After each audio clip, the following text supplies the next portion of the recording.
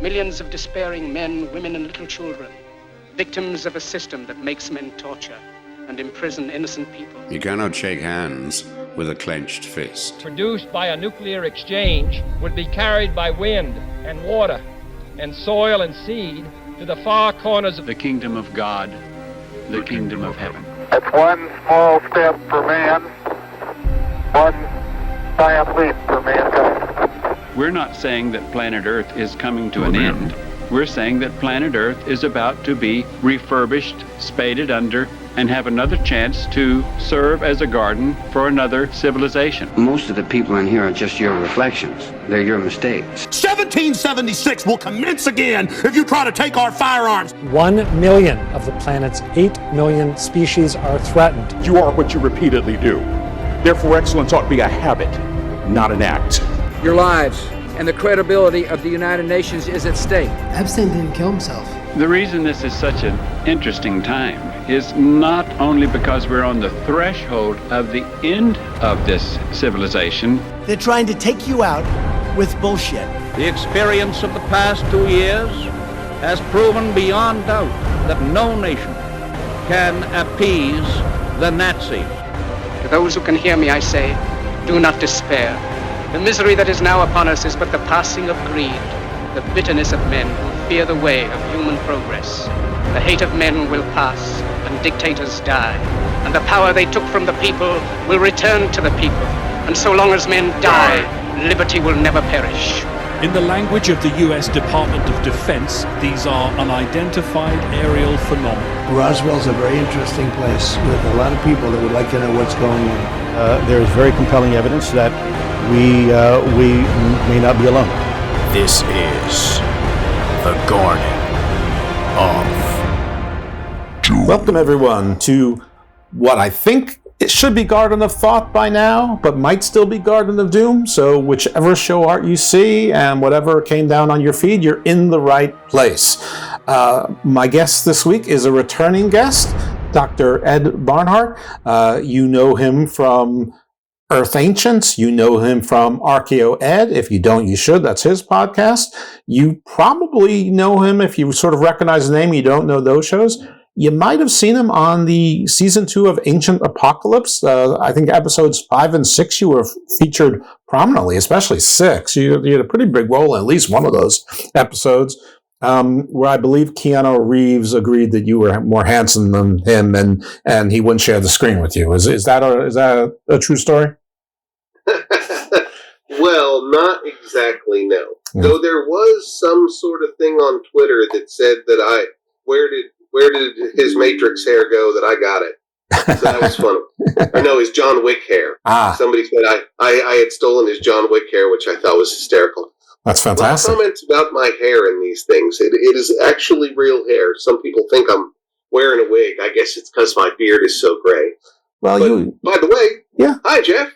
Hey, how are you? Inviting me on again. No, well, thanks for saying yes the first time and saying yes the second time. I mean, we're practically, cyber engaged now.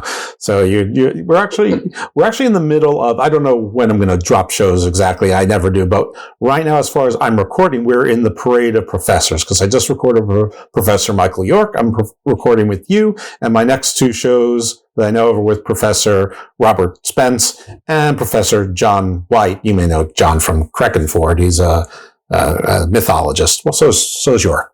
Anyway, not important. So, I mean, it is important, but not for this.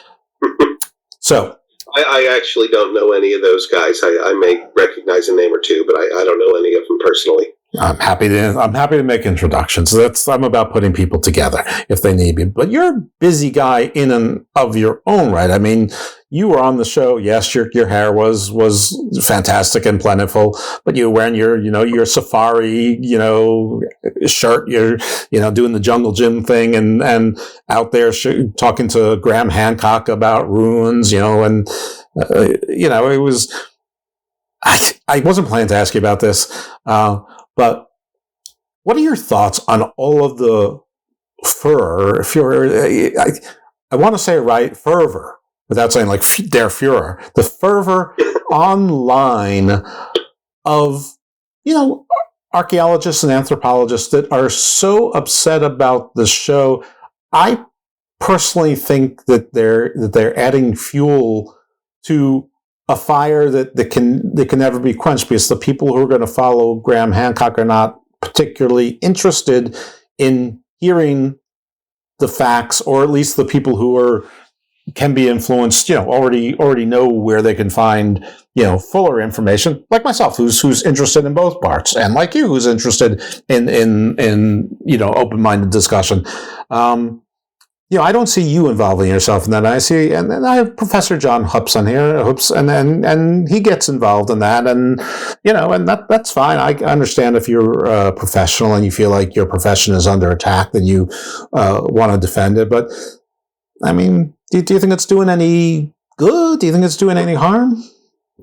Do you mean the response from the archaeology community having such vitriol against all of these, what they call pseudoscience purveyors? Yes. No, I don't think that's doing any good at all. I think that it does spark animosity and distrust, which is sad. I mean, we're in the education business. We're trying to interest people in what we have to say, not, having a group of people distrust us seems to fail. But, I'd like to say, when I say us, it is a big, wide field. And I've thought about this a little bit, because I have dipped my toe in, my whole foot in, actually, into shows like, Ancient Aliens and Hancock's show and a bunch of other ones. I personally don't mind entertaining outlandish thoughts. I mean, I believe that in the end, the truth always rises to the surface, and sometimes thinking outside the box is where we take a big leap. I mean, a lot of ideas fall flat, but sometimes in fact, most of the time, it's the outlandish idea that really changes the paradigm. Yeah. So, I don't mind those things, but what I was going to say was, when I think about it, and I worry that my colleagues are going to turn on me and be mean to me because I fraternize with the enemy or whatever the heck, when I think about it, the colleagues that I really respect, they never say anything like that. Most of the colleagues that I really respect the work of don't embroil themselves in these insipid arguments about somebody's right to publicly say their theory, like archaeology owns it. That's actually a minority of my field. Most of the people I respect, they don't bother themselves with that. They don't publicly come out one way or another. They just go about their work. Yeah, fair enough. I mean, every now and then in X, I will, first of all, I'll invite them all onto the show, and then every now and then someone will respond, like Professor Hoops did, and he's been on a couple times. And Has he been on your show? Oh, yeah, he's been on twice, and he's scheduled for a third time. So, yeah, no, he's great. We become friends on Facebook, and, and then that's I mean, I think part of it is because science generally, I think, is under assault and feels attacked. And I think it's more than just archaeology. I mean, let's face it, Graham Hancock's been a pretty famous name, and there's been Ancient Aliens has been on for like 30 years. So, and X isn't that new. So I think part of it is response to sort of the world at large. But anyway, my dime store Psych 101 theories are unimportant. I just wanted to know what your view of it was. But most of the archaeologists, they don't respond to me, or some of them do. We follow each other, some of them, and we have good conversations. But and I say, listen, I don't think you're really helping anything. I don't think you're helping your cause. Just let this thing die its own ember. I mean, the show was big on Netflix for a couple weeks, and then Squid Games comes on or whatever, and people move on to the next thing. I mean, that's our society. Anyway, I didn't really want to, There's free speech and, responsible speech, and sometimes we lose, but the line blurs there. Yeah. But I am actually interested in how it came about that you came to the attention of Graham Hancock as people, the producers, whatever, and how they approached you and how you agreed to, how sort of the anatomy of how you agreed to do this television show. Well, they had already come up with the sites that they were going to be featuring during this season 2 of Ancient Apocalypse, and it so turned out that one of them was Palenque. And I guess, people asked people who knew people, and I am a name at Palenque. I made the map of the place. And, I'm very well versed in all of its art and hieroglyphs and things, so they approached me through friends, and I agreed. And so it worked out great for me. I was just leading a trip through the Olmec world the week before that, and it just so happened that their filming dates would let me fly. At the end, I was in Mexico City, and I just flew back to Palenque and spent a couple of days with them. Well, that's great. So everything all worked out. It was almost like serendipitous. Anyway, so if you want to see Ed, you'll see him on that show if you check it out. Again, it's season 2. There are 2 seasons. I think season 1 had 8 episodes. Season 2, I think, had 6. And in any event, so that's interesting. So we have a True Blue TV star here, though. So that's terrific. Well, I guess I got my 10 seconds fame. There you go. And now, on the prior episode, we're on the Garden of whatever it's called now. I like thought. It's nice. I like it too. I just don't know if the formal change will have been effected by the time this publishes. The true professional right here, ladies and gentlemen. Like, I couldn't edit it out. Same thing. Exactly. Thoughts, doom. What's the difference? It's like back Married with Children when Kelly Bundy goes, Dad, you love me, don't you? He goes, love, hate, what's the difference? That was exactly the tone I was going for. No, I felt you. I read it right here. Bundy. Callback. Ed Bundy, practically. I mean, sort of like, some people looked up to the guy from Family Matters or Mike Brady. Ed Bundy was right there exactly in my, my time of growing up. So for better or for worse, him and Homer Simpson, my role models. So there you go. So on the last show, I believe we talked about the Maya predominantly and probably some Aztecs, maybe both. I'm not exactly sure, but you were on one prior show. This is your second appearance here, correct? That's correct. Okay, excellent. As far as I'm aware. Yes, me too. Me too. And if the two of us agree, then we're probably right. So today, the main event, folks, is going to be the Incas. So we're going to take Professor Barnhart a little bit south, or a lot south, actually, to the Incas. And I don't know if you want to start pre-Inca, right with the Inca. Obviously the world is old and archaeology and things keep getting older. I'm aware of there's a site in Chile which has sort of been dated much older than people thought people should have been down that far in Chile, from getting across some, basically what's Alaska now. But instead of me rambling, I'm going to let you speak in a professorial, well-mannered lecture type organized style. All right, so we're talking about the Inca. Yes, sir. I guess the first thing to clarify is how short a time period the Inca actually existed in what we term, in a larger sense, Andean civilization.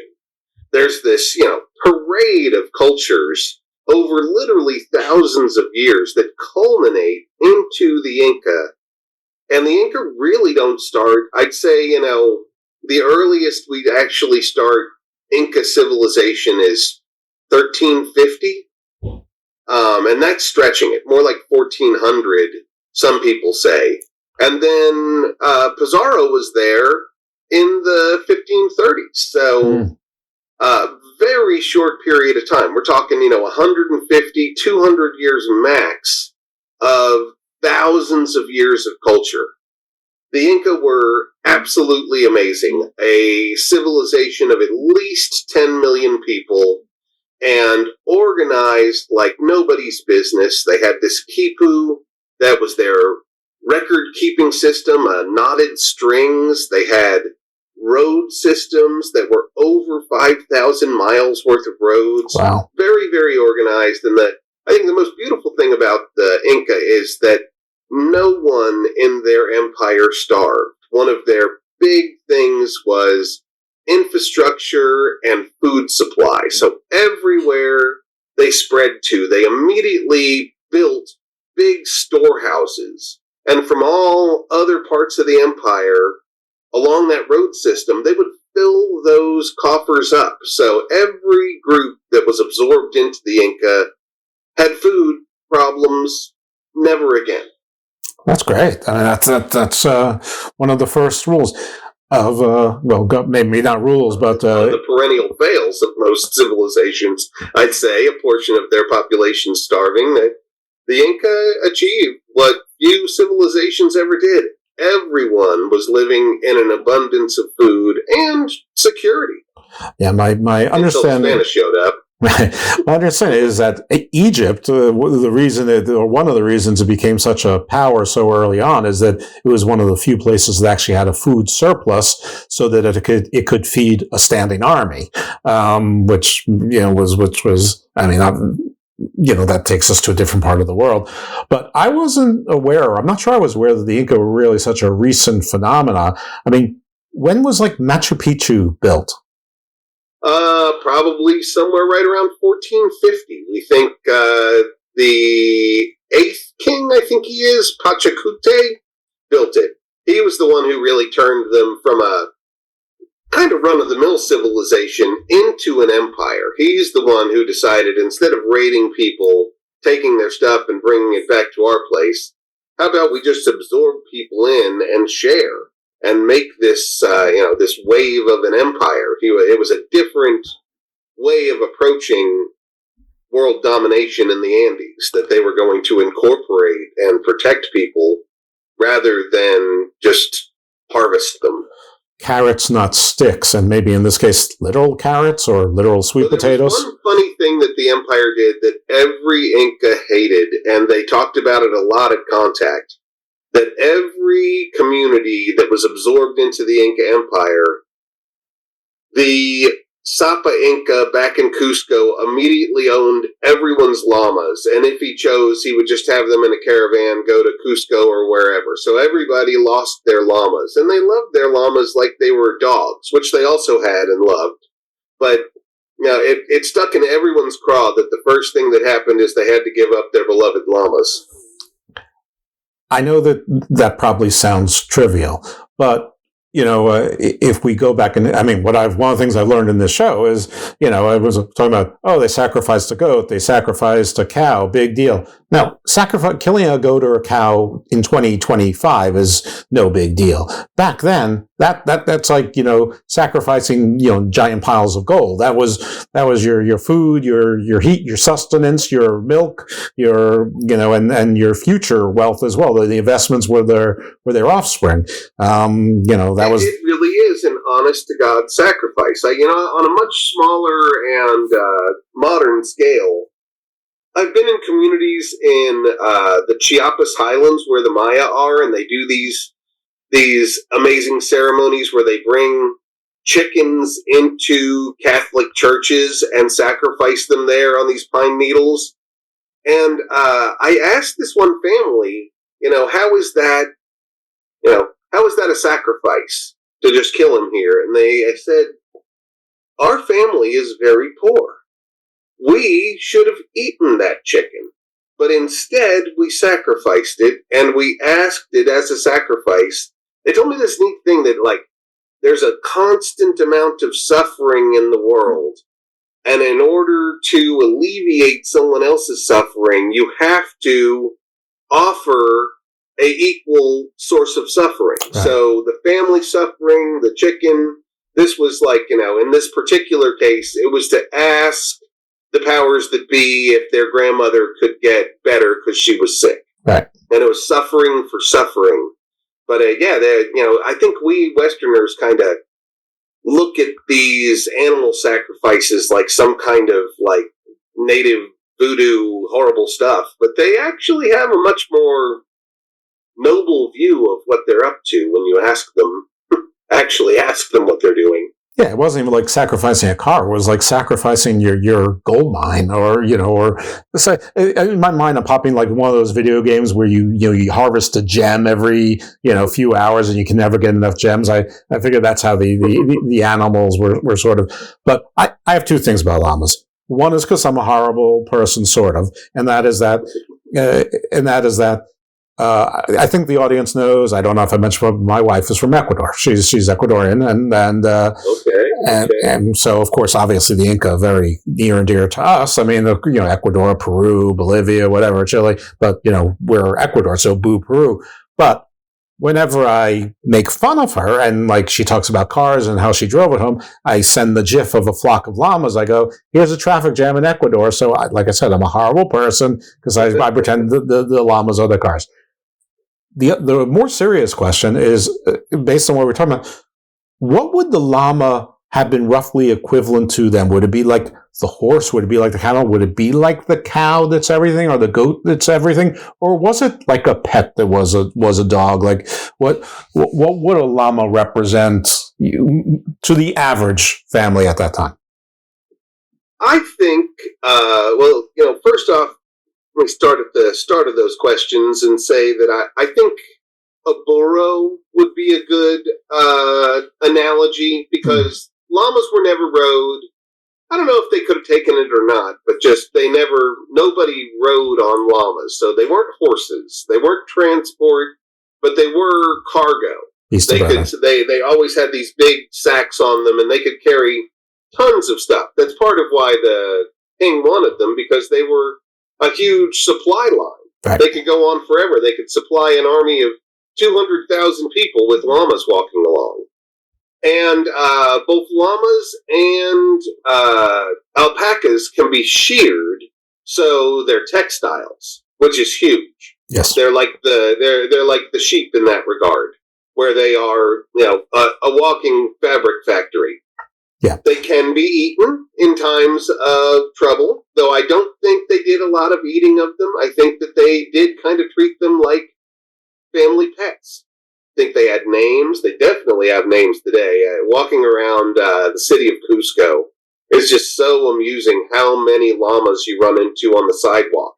People are just walking down the street with them, and they've got little ribbons on their ears and around their necks, and they want you to take pictures with them. They're funny. And sometimes I see llamas just walking around on their own, like nobody's walking with them, like they're a stray dog. Are they mean like camels? It's a funny thing. They have a lot of personality.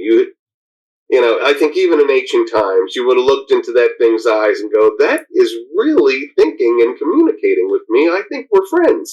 Now, they're related to camels, and camels are really nasty. I mean, everyone knows that camels are bad. Are llamas, like, more temperate? Oh, llamas and alpacas, totally temperate. They have personality, and they're kind and quirky. There's 4 kinds of camelids, actually, in South America, in the Andes. There's the llama and the alpaca, who were domesticated from early on, and kind of, man's best friend, Andean style. Though they did have dogs too, and they loved them as well. They're very animal-friendly folks. There's one called the Guanaco, and he lives higher up in the elevations than the other 3 camelids. And he is a nasty piece of work. He's bigger than the rest of them. The Inca could never domesticate him. He remains undomesticated. I've seen a few in, exhibits, but they're, mean, and they have people, there's 3 fences between you and them, because they can jump the fence, and they're just mean as snot, like the ones in Egypt. And then finally you have the baby little one called the vicuña, right. And they are sweet little things. They look like does. And they have the softest fur or wool of all of them. But they were easy to catch, and they were, for a while, over-harvested to the point where they got endangered. Mm-hmm. And now there's a growing amount of flocks that indigenous people take care of and can shear once a year. But nobody gets to kill them. They're protected by the country of Peru. And their wool, I've seen in stores in Peru, gloves with vicuña inside that are $500-600 just for gloves. I mean, forget about a jacket. So they're to keep you warm with the insulation. So, okay, I think this is. I think we're done with the camelid section, but I can't be sure. Before we jump, I got more to say about camelids. I am pro llama. I'm pro alpaca. Okay. Here's a weird thing. In Peru, you can get alpaca on the menu. you can eat an alpaca steak, but you'll never find a llama steak. But then I crossed the border into Bolivia, and in La Paz, there were lots of restaurants that were serving llama steaks, but no alpaca steaks. It was, I don't know what's going on there, but that's what I saw. Do they taste different? Alpaca's better. Okay. So you can't... Maybe Peruvian cooks are better. Now I'm really starting shit between people. I know, right? Well... but I will say Bolivia and La Paz are primarily people that are another ethnic group called Aymara. Mm-hmm. The Inca descendants are called Quechua, and they speak Quechua. And so, those two have always been culturally separate, and so maybe this is one of these weird, that's what they do, not what we do things. Right. Well, listen, Greeks love lamb. Germans love cow, and Americans love everything. Llamas are also a building material. Okay. They are, specifically llama fetuses. Oh boy. It is good luck for your house to bury a llama fetus under it. If you've got the money, putting a llama fetus on all four corners of your house is even better.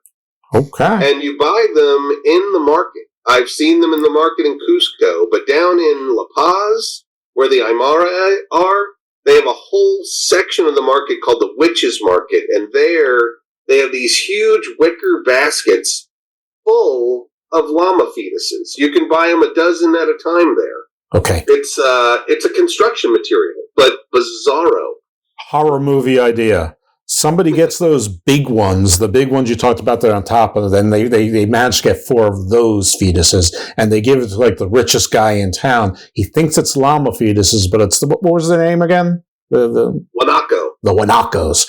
And it's like a poltergeist because they're so mean that the spirits, it's not good luck, it's terrible. And it's like they're haunted by Guanacos. So, that's horrifying. And witches in that market can do that. That's right. It's like the how we've sort of bastardized the Wendigo to have antlers and stuff, and they make the Guanaco, like a bighorn sheep, whatever. Anyway, I've just given that. What I don't want to see ever is the llama fetus factory. I don't want to see how they're producing that many fetuses. I don't think it's a natural occurrence. I think somebody's doing something weird to llamas down there.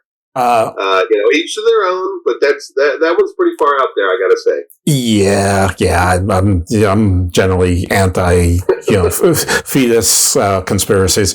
Yeah. So anyway, that gold horror movie idea, I guess I just gave to the world. Anyway, so now I'll let you let go of Camelids if you choose to. Appreciate that. The assignment is now over. Are there any pre-Inca of note that we shouldn't just skip over and jump right into the Incas in some broad brush? I mean, that's I've got an entire 24 lecture series trying to explain that from great courses. There are many amazing cultures before the Inca, and a lot of things they knew about architecture, metallurgy, the road system, even their quipu, were developed in cultures before them. I'd say if anyone was really the direct ancestor of the Inca, it's the Wari. Okay. The Wari also lived up in the mountains. They made terraces. They made, we didn't even talk about it, these incredible agricultural terraces, but the Wari are the ones who started that. The Wari are the ones who put a lot of the initial road system that the Inca capitalized. That was Wari. Oh. So you got those guys that last for, 600 years, from somewhere like 1200 to maybe 600, somewhere opposite 600 AD to 1200 AD. But then we have the Moche, who are really my favorite culture. They live along the northern coast in the deserts, and they built tons of pyramids and had insanely rich burials. So those guys, amazing. In between those and the Inca, there was a kind of a Moche 2.0 called Chavin, who built this incredible city called Chan Chan, which is outside of Trujillo now on the coast. But 9 huge palatial residences that were really cities in and of themselves, and a population of at least 30,000 people in like an urban city. Wow. So those guys, nobody ever talks about the Chavin, but going to Chan Chan just blows my socks off. I can't even believe it. You get in a couple of the excavated palace complexes, and you look across the desert and realize there's like others all around you buried by sand dunes and such. It's amazing. Well, we're changing that with this show. People are going to start talking about the Chavin and the Mari and the Moche. Do they have? And that's just the start. There's a bunch more. Yeah. Well, like you said, there's. We don't have time to go into those. I think we should stick with the Inca, or fire away, Jeff. Anything you want to talk about. Well, like you said, you have a 24 lecture series on the great courses for everybody who wants to get the full skinny on that. They'll go deep dive. Yep. But I'll warn you, I'm obsessed with the guy named the Fang Deity, and I talk about him a lot in the series. Well, the Fang Deity sounds fantastic. So, do these cultures, do they have any privity with regards to sort of religion or, creation stories, or are they all separate and distinct? They have their different spins on it, but that's, now you're winding me up about the Fang Deity. My theory is that a deity that we, in anthropology, call the Fang Deity or the principal deity, you can see him in the art from 2000 BCE right up through the Inca. Wow. I think that one common thread in the religion of all of these guys was a belief in this character that I call the Fang Deity. He's also known by the name Vera Cocha. Okay. Vera Cocha has the qualities of the Fang Deity. In Tiwanaku, down in Bolivia, there's the Sun Gate, and the central figure is, again, that Fang Deity. Down on the coast near Nazca, they call him Pachacamac. The Moche call him Ayapec. But everywhere, when you look at his face and what he does and how he transforms, there's a common thread of this one character going through all of the religions of the Andean area for at least 3,000 years. Is he sort of like a sun god?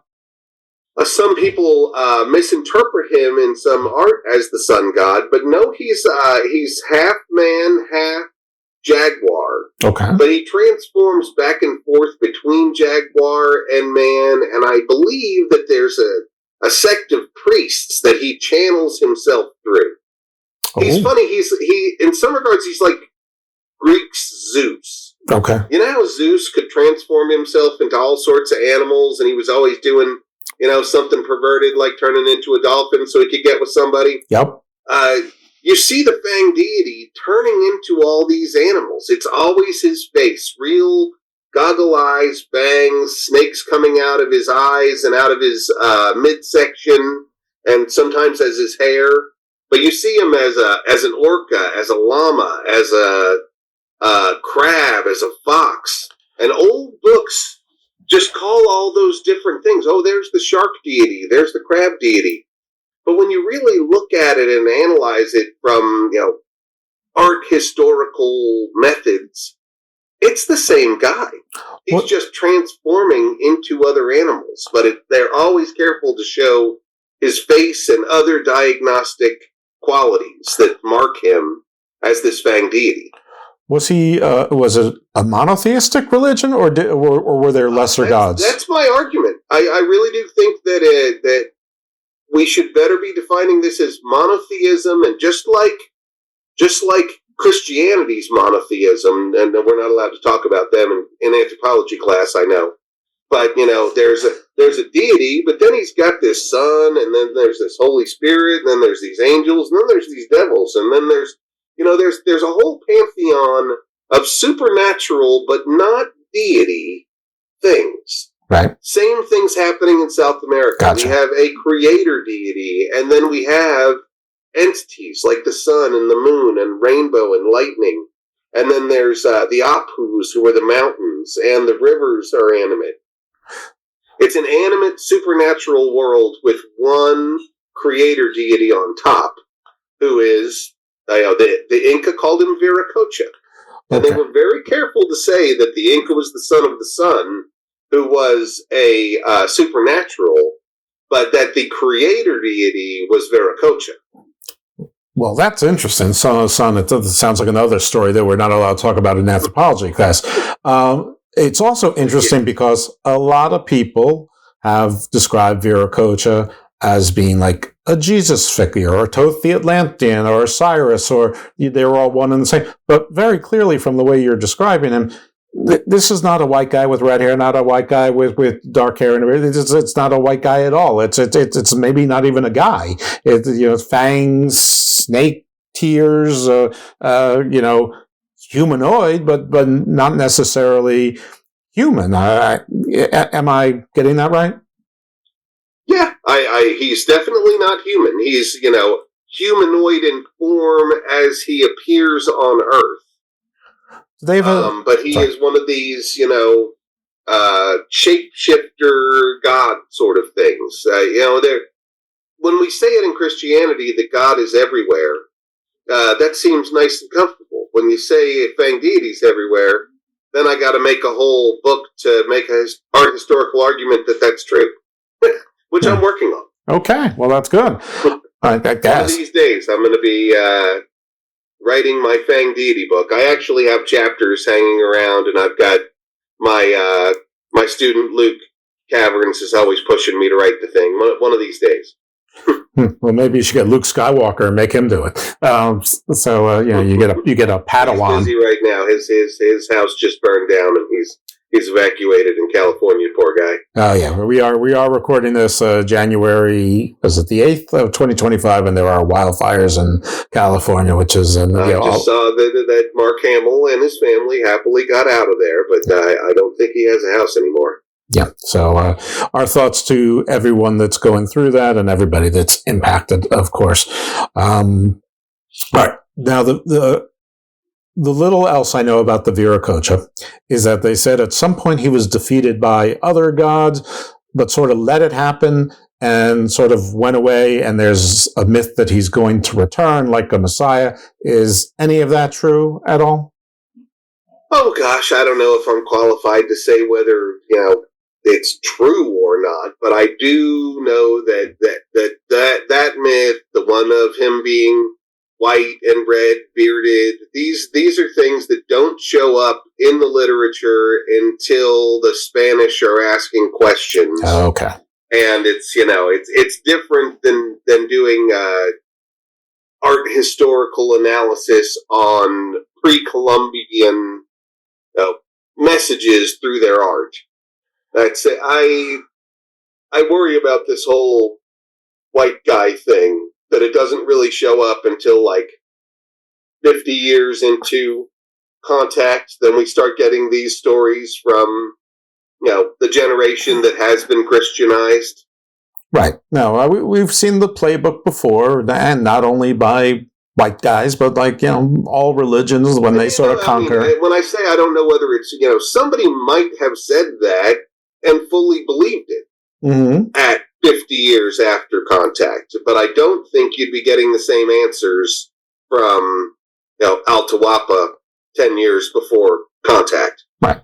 A similar story, part of the, assimilation process. Vera Cocha is their creator deity. For the Inca, the Inca story that I know that was recorded, at contact, not 50 years later, is that Vera Cocha started this world, which is actually the 5th creation. There were creations before this. Vera Cocha was in Lake Titicaca on the island of the sun, and he called forth the moon and the sun, and the first day rose. And then it said he made little people out of clay along the shore of the lake, and he painted them in different colors that were going to be the different tribes and different cultures of Andean area. And then he went up into the sky and followed a northwest path towards the horizon and went up into the sky. Okay. The northwest path mirrors the river running through the Sacred Valley right next to Cusco.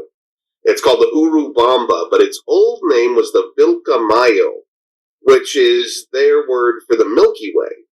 So there's an interesting correlation to him taking that path in the sky that's the same as the river that in that direction they say is the Milky Way.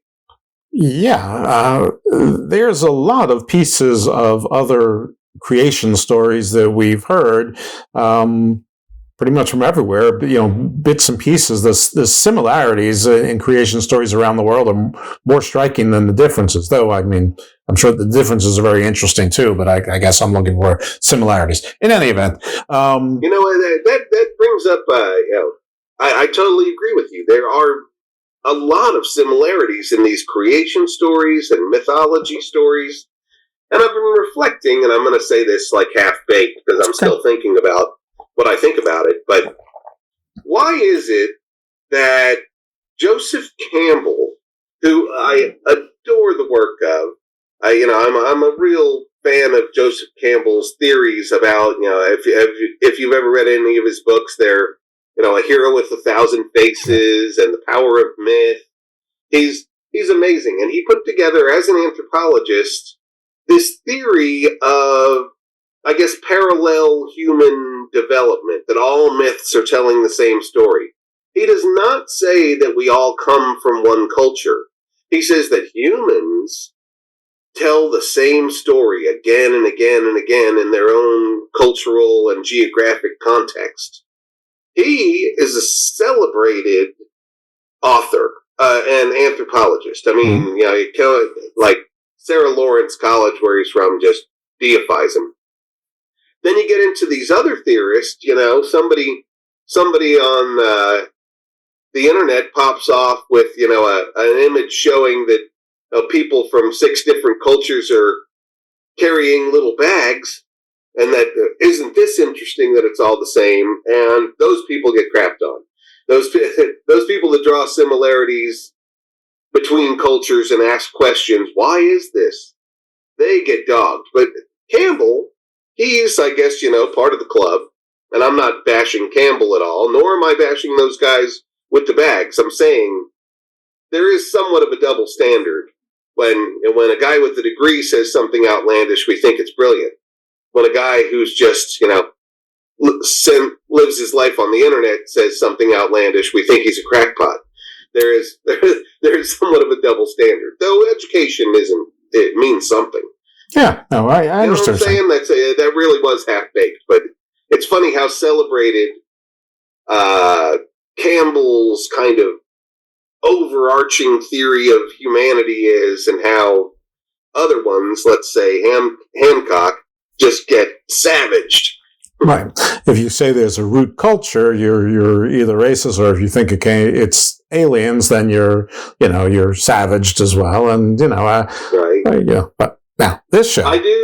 I don't like discrimination or racism, and I do. That's my line. I don't mind theorizing as long as it's not going to be weaponized to discriminate or disparage somebody. Yes, and then sometimes we can do that very ignorantly too. I mean, anthropology is doing a good job trying to get better. But if we look at the origins of anthropology, there were some seriously racist theories that were put out there and run with for decades. We've got some skeletons in our closet in archaeology and anthropology. There was like Samuel Morton with his jackass thing that filling skulls with mustard seeds gave us the cranial capacity, and through that he proved that white guys have the biggest brains, so we must be the best. That was like totally, absolutely unfounded, but boy, people loved Morton's theory about basically white supremacy for decades, and it was professed by anthropology. Thanks to mustard seeds. I guess we're sensitive to it. We're like, rehabilitated Nazis. We're trying not to be that way anymore. Well, good on you all. I'm wondering why everyone hung on to mustard seeds as being it seems like that theory is so half-baked that but a professor said it, Jeff. It must be true. Oh, my goodness. Same guy, there was this guy, Alish Herdlicka, who was the head of the Smithsonian Institute at the beginning of the 1900s. And he swore that man was not in the Americas any earlier than 3,000 years ago. And was downright vicious about anybody saying anything different. And finally, this old black cowboy named George Majunkin finds the bison bones with paleo points in them in Folsom, and knows exactly what he's looking at, but Herdlicka just goes off on him for a decade before it finally breaks out, and we find Clovis, and then there's overwhelming evidence. But, there was a very conservative white Herdlicka named dude who was totally just denying Native American history. And making everybody believe it for a long time. Well, the U.S. was still in almost full swing manifest destiny back then, which was tied into some of the same things you were. In 1900, we were actually at manifest destiny and moving towards a very, very German moving towards Nazi moment there. Just a decade later. There's a lot of Nazis running around the United States. Yeah, I don't know where I got to this point. Like we were on Inca. I got totally off. I ran off the road here, Jeff. I'm sorry. Now I'm talking about Nazis. Let's get back to the Inca. You lost your llamas and alpacas. That's the problem. It was the camelids. I should have let you keep the camelids. Actually, it's a really good segue because while it's obviously not Inca because it's way earlier, what is that site in Chile that I think is 13,000 years old? I mean, I may have that wrong, and I probably do. But I mean, that's pretty incredible, isn't it? I know what you're talking about. It's named Monteverde. Monteverde, right? I believe its best accepted earliest date is 14,900. Okay.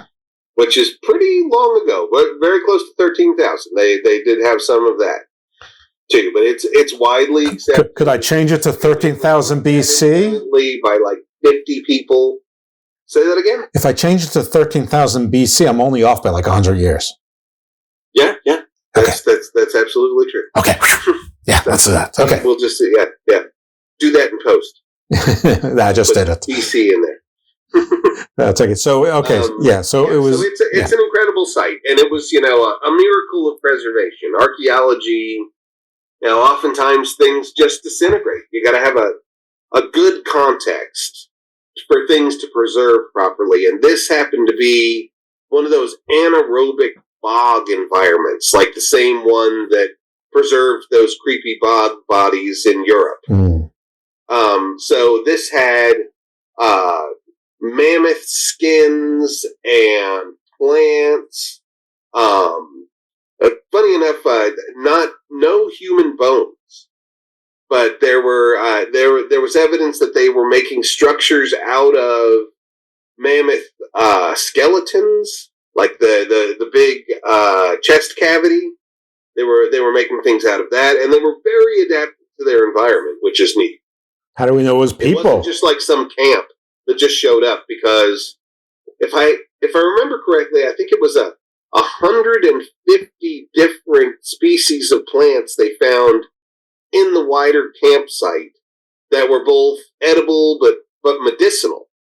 So someone had spent long enough there to understand the local medicinal plants. So when we say 14.9, that wasn't when they showed up. They were established by then. Right.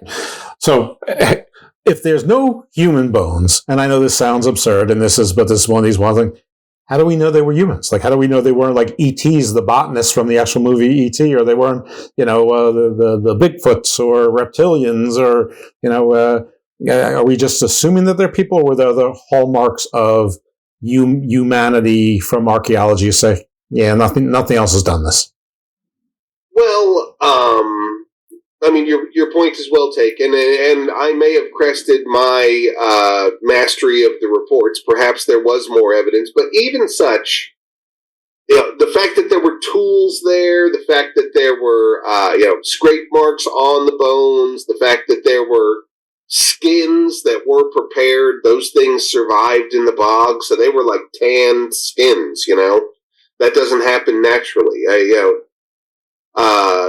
There are examples here in the United States where we find like mammoth kill sites that are in caves or things that are no, those aren't in caves. Those are in like other fell off a cliff environments. Right. But in those cases, we don't find any human tools.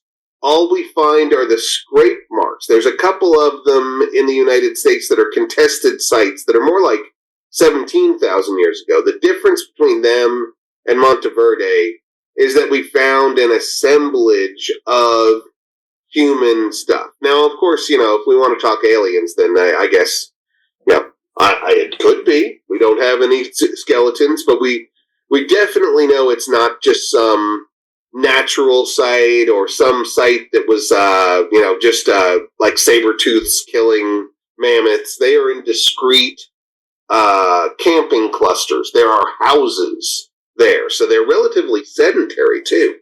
Yeah, Stone Age or better, right? I know there's Paleolithic, Mesolithic, and Neolithic, but and of course that's the old world's terminology. In the new world, we have different terminology. That's like Clovis or Paleo-Indian into Archaic into historic, but our big periods, like of course humans weren't here in the Americas as long as they were back then, so we have those other Mesolithic, Neolithic, all those go a little farther back than our humans here, or at least the oldest of them.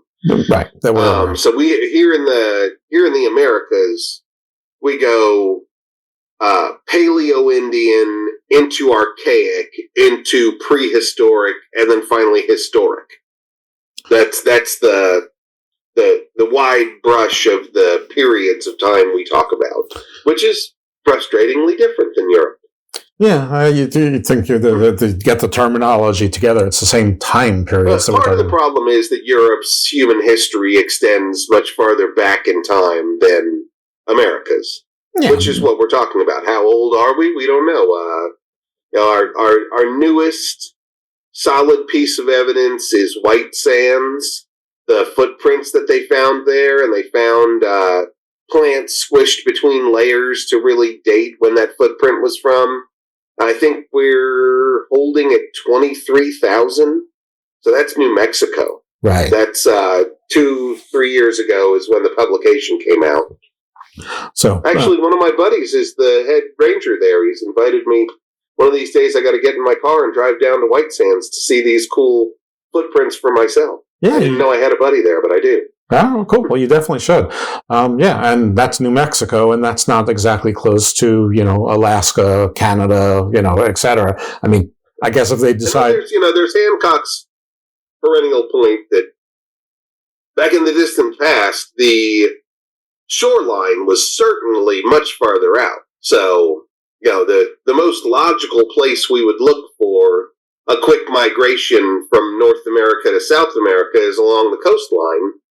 But that would have been, simple campsites and canoes, and I don't know if we'll ever recover the evidence of such, but that would be, logically, that's how people made fast progress towards South America, and for that matter, New Mexico. Well, how further out was the shoreline? Are we talking 400 feet, 400 miles? Which one we're talking about, but miles. Mm-hmm. Miles. I mean, it dropped, I don't want to misspeak, but I think at least 300 feet. I think it's more like 600 feet. that in the paleo and archaic times, the shoreline was way off. Do we have an idea, or do you have an idea how many miles that is? That's one that the internet will responsibly get you some pictures from, geology, not from archaeology, that says, where's the coastline at? You could type in, show me the American coastline at 20,000 years ago, and you'll see a big, fat Florida and the coast of California and that whole coastline way farther out. Yeah, and assuming it's the same on the opposite continent, but even then the Pacific is really, really wide. So it would have to be several hundred, if not, some aggregate of 2,000 or 3,000 miles, and it's still a heck of a way to go. I mean, I understand what you're saying. You skirt the coastline and stop and make camp, and skirt the coastline, stop and make camp. Some people stay, some people continue to go, whatever it is, and all of that evidence is lost to us because it's now on the bottom of the sea or the many seas, 600 feet under, or whatever the case might be. And if we typically talk about the crossing of the Beringia land bridge at the Bering Strait. When the ocean levels recede, it becomes more land. The traditional theory was that humans followed Mastodon across the bridge and into the Americas. Now we think it happened in a couple of different waves in different times, but we don't talk enough about how when Beringia was a landmass, that same phenomena was happening along all the coasts. Sure.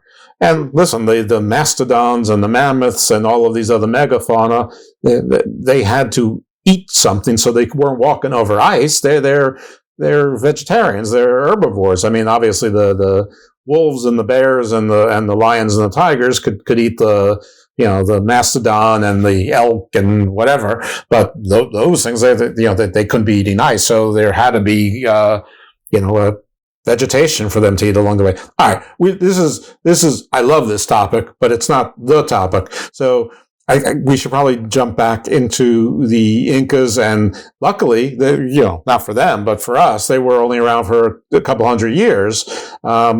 So it sounds like they were famous for their road system, but it sounds like some of that was sort of there for them, and they built upon it. So I don't know where you want to pick up in our story of the Incas, or if you just want to jump to when the Spanish arrived, which I believe, what was his name, Pizarro? Pizarro. And Pizarro showed up and screwed up everything. But, it really wasn't Pizarro. It was 13 infectious diseases that waved through everyone. I mean, it was the disease that wiped out all of Native America, not just the Inca, but by the time before Pizarro had got there, the ruler of the Inca Empire had died of smallpox, and his two sons were left without one being clearly named as the next Sapa Inca. Right. And so Pizarro arrived to this scenario where the two brothers were geographically separated. One was back in Cusco, and one was fighting their wars all the way up in Quito. He had already taken over Quito. He was returning home, but there was a vacuum of leadership because these two were vying to be the next Inca, because disease had already preceded the Spanish. The Spanish weren't even there yet. And it wasn't just like people in a village dying. The king himself died of smallpox. So there were millions of deaths at work before Pizarro even landed. So the field was already softened for him. Now, did the disease originate with the Europeans, and it just went it went from east to west further than the humans and their horses could carry it, or was it independently originated diseases, or do we have no idea? No, the first wave of it showed up with the Spanish, and they were diseases that Europe had gained some herd immunity from. Right. But when you get herd immunity, it doesn't actually go away. It just can't spread. the way it would because of this immunity. But somebody can have it latent in their body and show up to a new population, which is what happened with the Spanish in the Caribbean. People died in mass so much that the Spanish decided they needed to import black slaves from Africa to work on all the crops since everybody died, which brought the second wave of disease in. Then yellow fever and cholera, I think, appeared at that time by way of Asia, but all of these diseases piled on, and as communities got infected, people fled. They didn't know what's going on, so they flee to the next village and the next village, and disease spread through. There was a big presence in Panama, so probably Panama was the epicenter of where disease spread down through the Andes, but it spread in front of the Spanish. Okay. And it was more than just disease. I mean, people were dying, but they were also super demoralized because in South America, really all of the Americas, disease was not seen as a physical ailment. It was seen as a spiritually originated problem, and that the solution was spiritual. If someone was sick, it was because a spirit was menacing them, and a shaman or someone or a curandero could make that spirit release them and they would get better. But when everybody got sick, that meant that the gods were mad at you. Right. And so, here come in these groups saying we represent the one true God, and you'll all kneel before him, and everybody gets sick. They were demoralized as well. They really felt like their gods were displeased with them. That's why they were getting ill. Or perhaps these crazy European gods were so powerful they were making everybody sick, but they were less inclined to fight and more inclined to be proselytized. Well, so that really sped the conquering of the empire. And you can see why it would be tempting for somebody who's trying to hold out a resistance, both religious and otherwise, to say, the Vera Cocha has left us, but he will return again. Our God will come back again. So it could actually have been originated with the indigenous as sort of a don't lose hope kind of thing. I mean, I just made that up. Yeah, that story is told again and again around the world. Maya in Yucatan tell me that there's a big body of a snake underneath the ball court at Chichen Itza, and that one day a new Maya king will rise, and when he does, the body of the snake will come back up into heaven and reconnect with its part up in heaven, and a new Maya era will start. And the ones in Yucatan think it's specifically in Chichen Itza's ball court that this rekindling of their religion will begin with the connection of the sky serpent. What are some of the achievements of the Inca that we should know about besides the infrastructure? I mean, were there any famous battles or what are some of the sites that we should, I mean, obviously Machu Picchu we already talked about, which is, I've never been to, but I hear it's magnificent. Pretty cool place. I've been there a strange 20 times. Yeah, I would like to go there, except Ecuador is not safe right now, and that's where we would start. Ecuador is not safe right now, yeah. Ecuador goes back and forth, though. I think, what are they on their 23rd Constitution?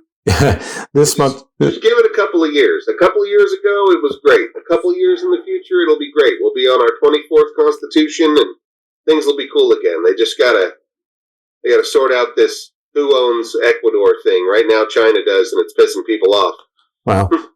Well, there's that, but there's also the real owners, which are the cartels. So that's and that fits into the China and basically owning the ports, because that's what the cartels need, are the ports. So anyway, but don't worry, it's a roller coaster there in Ecuador. Just a few years, it'll be a Shangri-La again for about 5 years. Well, okay. Listen, I don't need 5 years. I don't travel that much. I mean, I'm talking about going someplace, but believe me, I don't, I don't relish in traveling. So I could not do your job, is what I'm saying. So, all right. So are there any... All right, so some things about the Inca that I think people should walk away from this podcast with. Yes. Now, one, for the thing I said at the start, is one of the things that impressed me the most. No one went hungry in the Inca Empire. As they got rolling and spread out, they would show up. They were like a huge snowball. They'd show up on the hillside next to a village of 5,000 people with an army of 200,000. And they'd say, "We invite you to be part of the Inca Empire." Mm-hmm. Or, "We will escort you to the edge of the empire," which is some days that way. Right.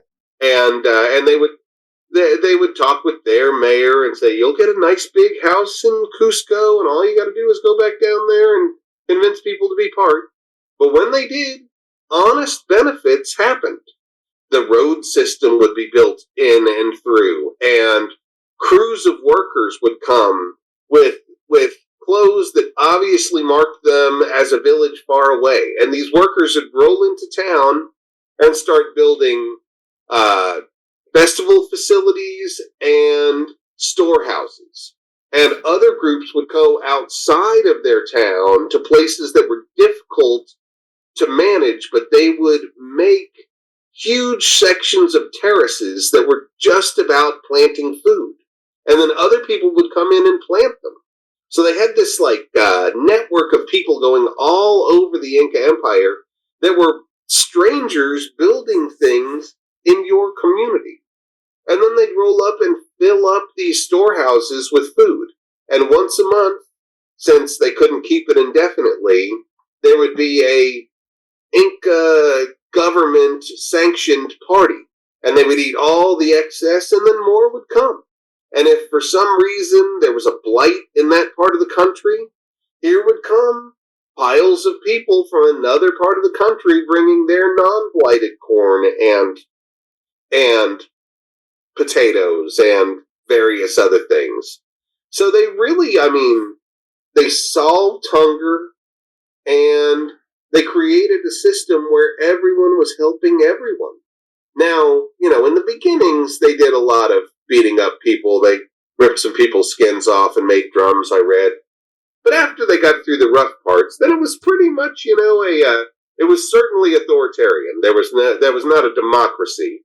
But people were living good. 10 million people were living in a very complex and well-oiled machine that left no one aside. A communal monarchy. Interesting. I have a couple quick fires for you. Did they have a zodiac? They had dark star constellations. They didn't have a zodiac like we do that goes along the ecliptic that follows the path of the sun. Right. That's all of our 12 zodiac things are constellations within the path of the sun. What they had are dark star constellations, as we call them. They saw shapes in the Milky Way. Down in South America, and definitely up in the high Andes, the Milky Way is so much more brilliant there that they actually saw these shapes in the Milky Way. There was one that was called the llama. There's a lump of coal. There's a fox.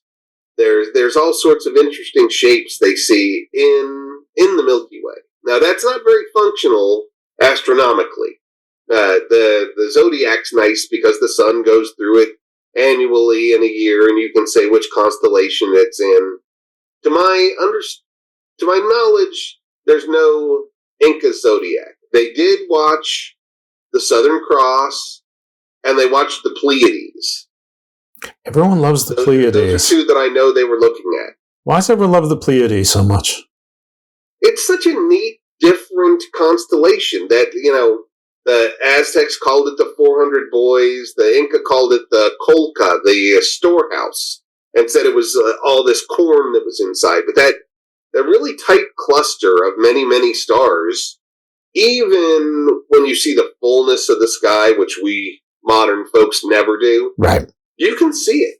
You can see it. Sometimes I know astronomy okay, and I know there are major stars, but if I go out somewhere really remote, I get lost. I can't find my constellations anymore because there's so many more stars. But what I look for is the Pleiades. If I can find the Pleiades, I can find the rest of them. Okay, I thought you looked for the Union label. Remember that commercial? Did they have a calendar? I'm looking behind you. You have sort of a mosaic behind you. It reminded me of sort of ancient calendars. Oh, yeah, that's just a hippie tapestry from back in my college days. Oh, no, I didn't think that was the calendar. It just reminded me of it.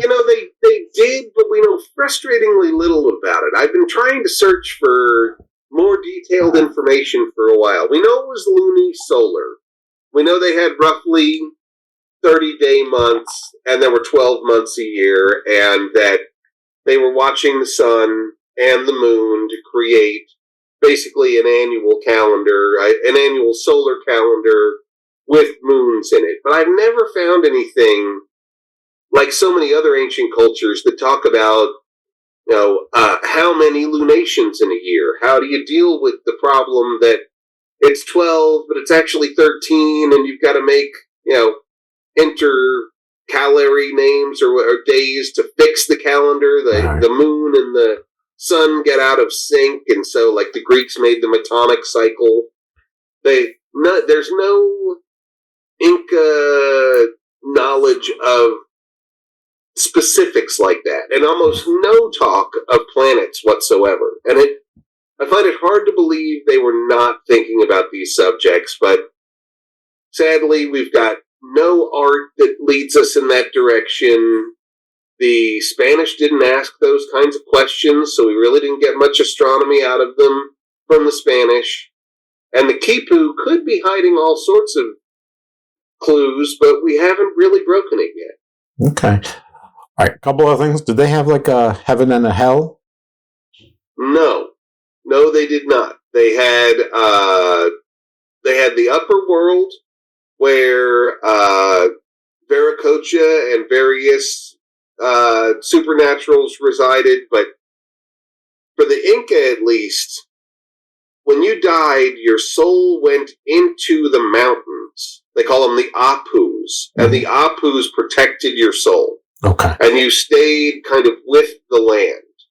Right, so no real underworld, you just became one with the land, specifically the mountains. Not that I have ever heard of. I don't think that there's any concept of an underworld that I've ever heard of for the Inca. Cool. They say they go into the mountains. That's why they make those things called huacas.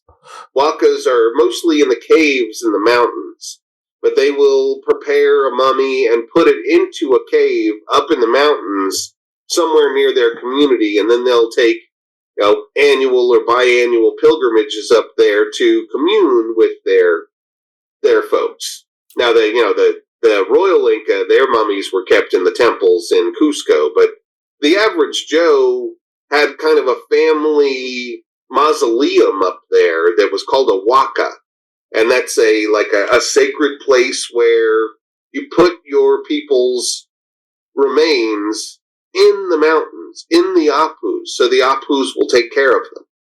But that's where their soul is, so that's where they bring their body. Now, it sounds like in the creation story that there is like no Titanoctomy or like the Vedic big war that there was in India, or what we call India now. But do they have like a end of days kind of thing, like a Ragnarok or a Book of Revelations kind of thing?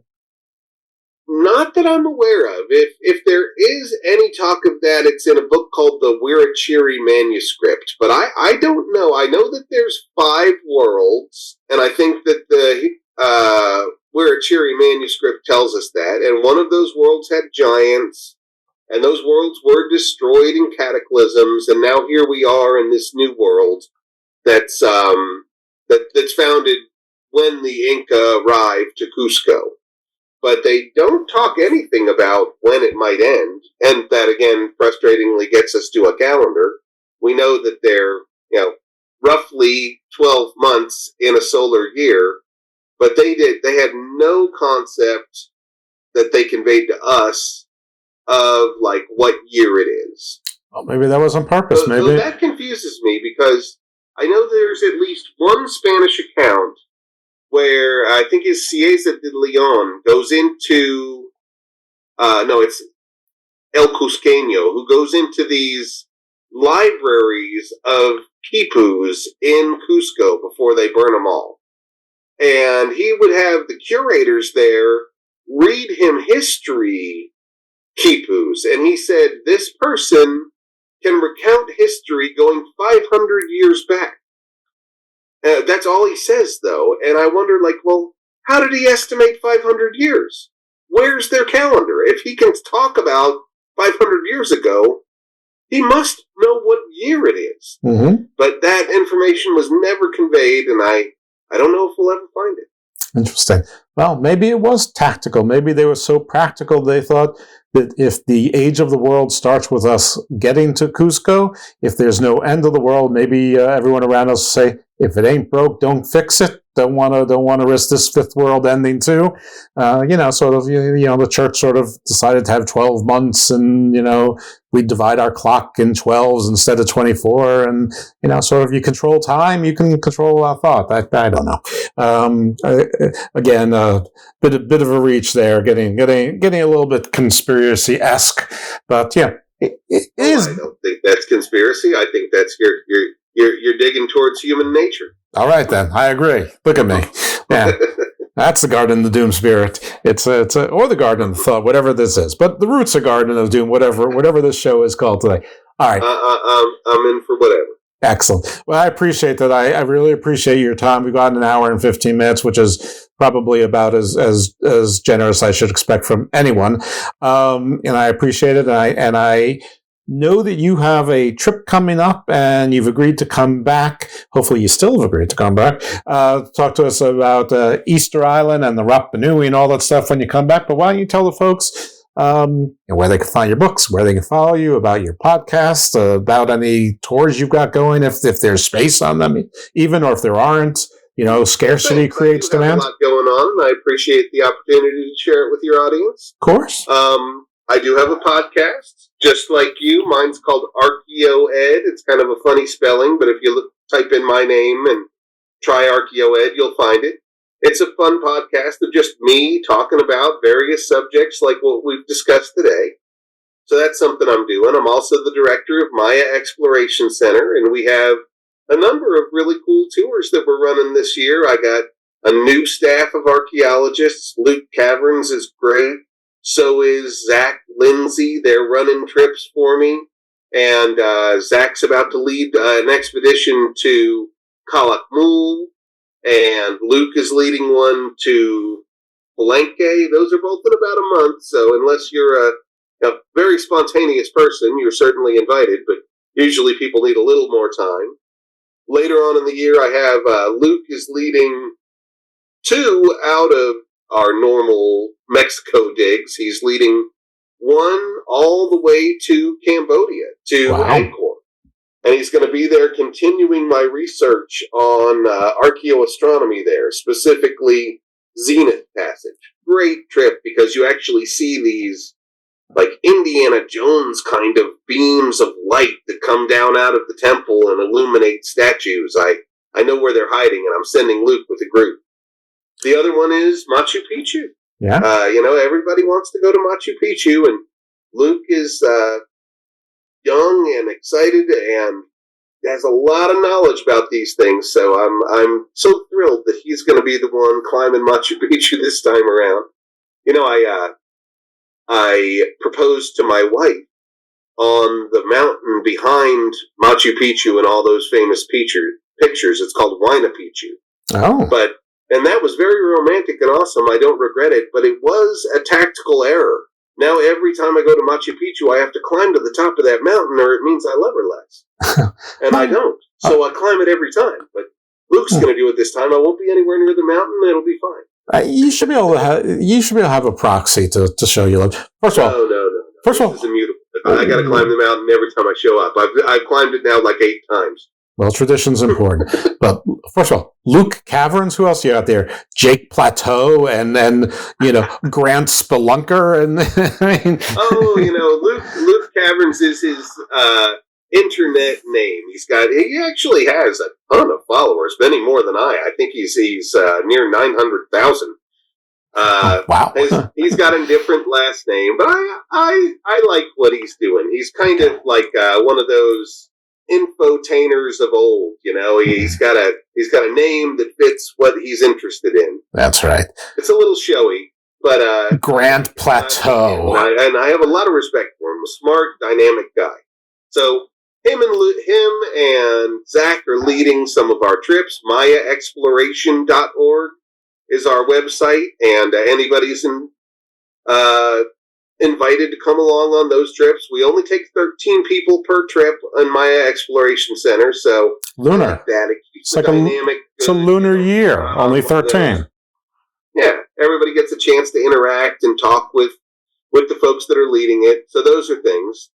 The last thing I'll say on the horizon that I've been working on in the background but haven't done yet is I very soon am launching a new YouTube page. It's going to be archaeologist Ed Barnhart, and it's just going to be me talking in 10 to 30 minutes at a time on various subjects, but I've got a good team to put together the graphics that I don't know how to do that'll flash as I'm talking about subjects. So I've been working with a team, we've been putting together videos, and I look forward to launching my newest thing on YouTube. So everybody please, keep an eye out for the upcoming archaeologist Ed Barnhart YouTube channel. Well, you've heard him. Now, oftentimes I ask the guest if they have a song that they associate with the topics that we've talked about, and that's on the table. But I might suggest an alternative. Maybe you suggest you find your wedding song or your proposal song to your first dance or whatever, to go along with it. I don't know. Your choice. A song? Do I have to sing it, or can I just name it? No, you just name it. I'll find the song and import it. My wedding song was "Kiss Me." What's the name of the female singer? So kiss me. Now you sang it. I don't know who it is by heart, but I will know it when I see it. So it's let's see. Kiss me, though archaeologically away from my wedding, which was a highlight of my life. I like "They Might Be Giants." The statue got me high. Okay, you want "Kiss Me" or "The Statue Got Me High"? Your call. The statue got me high. This is an archaeology one. There you go. All right. Folks. Have you ever heard that one? Maybe. I don't know. I'm not really great with names of songs. You're going to crack up when you hear it. It's a good, fun tune. Well, I see it down here, so I know what's available. So perfect. All right, everyone. You heard everything that you can get about Professor Ed Barnhart. I urge you to do so. He's agreed to come on sometime in the future. I think that trip is later on this winter. So, probably in 5 or 6 months or so, we'll touch base, something like that. And folks, if you like the show, but you stumbled upon by accident, or you're a fan of Ed's, or maybe Luke Caverns, or Jake Glacier, or whoever else is on his. You Googled him, you're going to be surprised. Oh, I probably won't. He'll probably be exactly how I picture. He'll probably be like a 1979 like Doug McClure kind of hero kind of look. In the end, he's very handsome. Yes, I bet he is. I already don't like him, so whatever. So it's only because I'm jealous. All right. Right, exactly. Well, it was a pleasure, Jeff, and yes, I'm happy to return whenever. I like you, and I like your show. Thank you. So best of luck to you, and thanks for having me on. I appreciate it. And folks, you can subscribe to Garden of whatever this is, and you'll get all 3 shows, including Garden Views and GOD Presents the Book of Black, which is a little bit fun because it's me and pro wrestler PJ Black, who you might have known as Justin Gabriel in WWE, and occasionally substitute guests, including Mr. Thomas from Major League Wrestling and some others. And we talk to people in and around wrestling about subjects in the Garden universes. So thanks very much. And you're about to hear some They Might Be Giants. Thank you again to our guest, Ed Barnhart. Take care of yourself.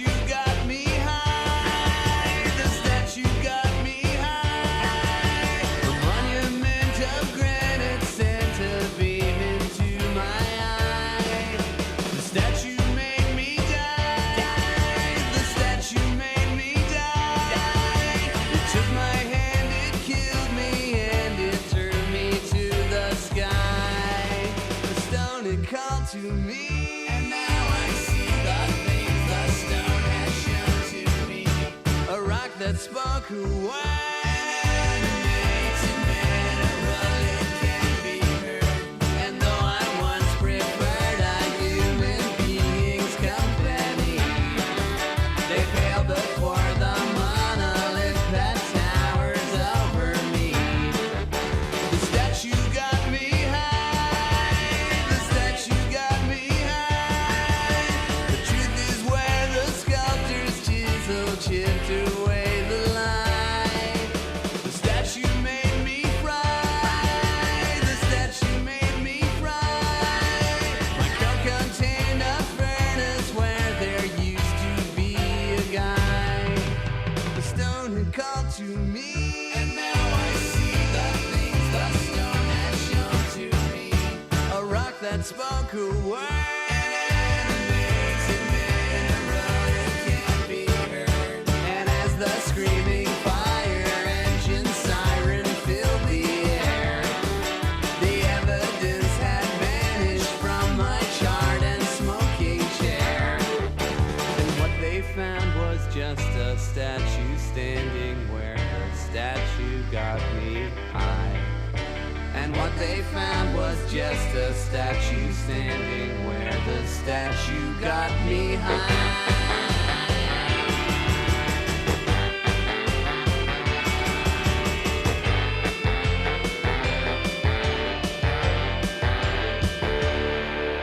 And now it is your turn to hear the stone, and then your turn to burn. The stone, it calls to you, you can't refuse to do the things it tells you to. And as the screaming fire engine siren fills the air, the evidence will vanish from your charred and smoking chair. And what they found was just a statue standing where the statue got me high. And what they'll find is just a statue standing where the statue got you high.